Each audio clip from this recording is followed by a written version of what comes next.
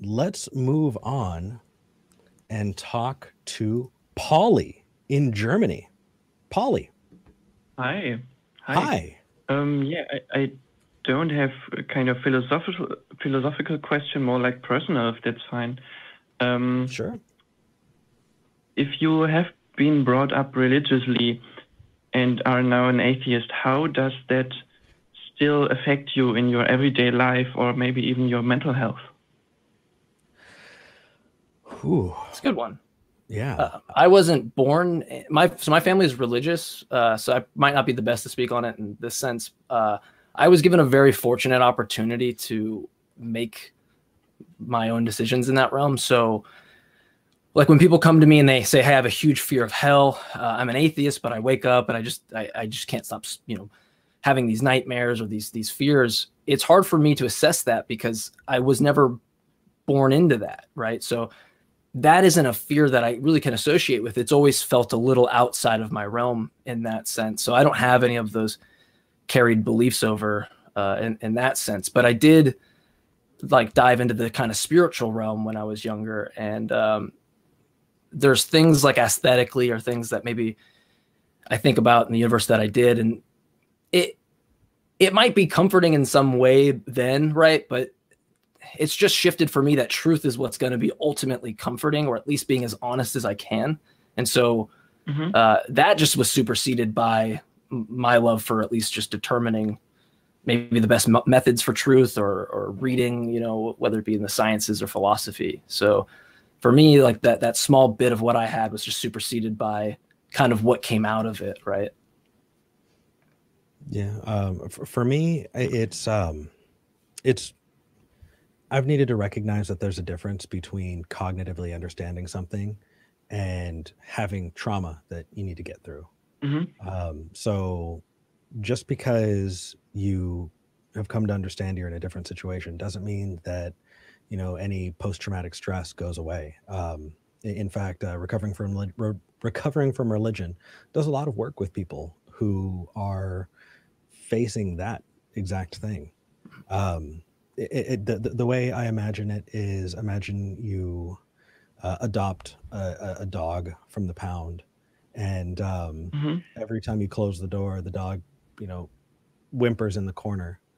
It's not because you did anything, but it's because that trauma is ingrained, and people are the same way. When it comes to fear of hell, when it comes to for me, like I'm sure I'm not the only one, but I can speak from personal experience.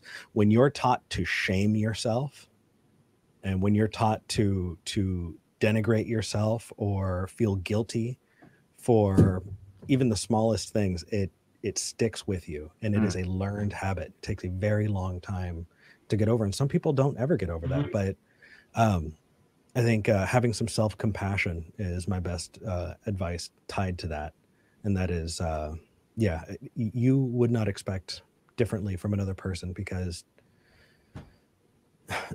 so be that nice to yourself. It just is what it is. I can only imagine like being reinforced with you're nothing but dirty rags isn't going to be good for your psyche long term, regardless of kind of where you end up at, right? Like that's going to have some impact at all points. Yeah. So, does it still affect my everyday life? Absolutely. Absolutely, it does.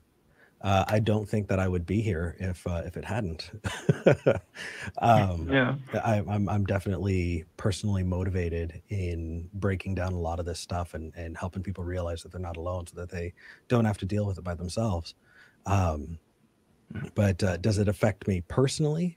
Yeah, it drastically it had a big impact on my views of sex and sexuality. It had a huge impact on the way toxic masculinity informed the way that I was supposed to behave in society, or the kinds of feelings that I can have. It's still very difficult for me to cry. It's still very difficult for me to show weakness. And so much of that is reinforced in, the Christian culture that I was in. That doesn't mean that's true for all religious cultures, but when you're specifically asking me, that's how it affected me. Is this a struggle in your aspect that you're going through? Actually not. I have been brought up without religion, and it's really just something that really interested me. Actually, my mother was brought up like in a fundamentalist, like Jehovah's Witnesses, and she married secretly and stuff like that. So it's Wow. more like this, more like it's interesting to me because of maybe my mother, and also because it's a perspective I do not have. Yeah. But you could probably just take the community that you're in and draw a lot of inferences from it. I mean, I brought up toxic masculinity. That's not something that is unique to the church. Oh yeah, that's a topic I know. Yeah. But recognizing that is a good step. But hopefully we're able to answer some of those questions. Was there anything else? That was it. Thank you very much. Danke. Thank you for calling in, man. Take care.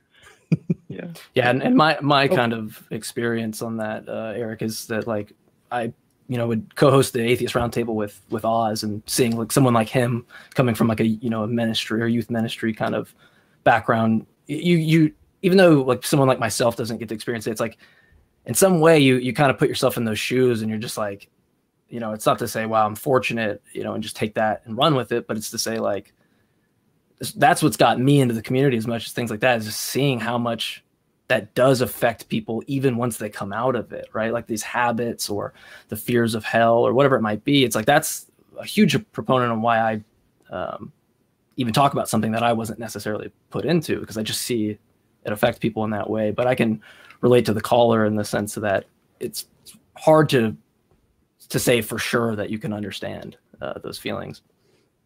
But it takes an amazing amount of empathy and compassion on your part to see something like that and want to dedicate time to it. So whether you did or not, thank you, JMike. Thank you for being here. Thank you for the acknowledgement. I appreciate that.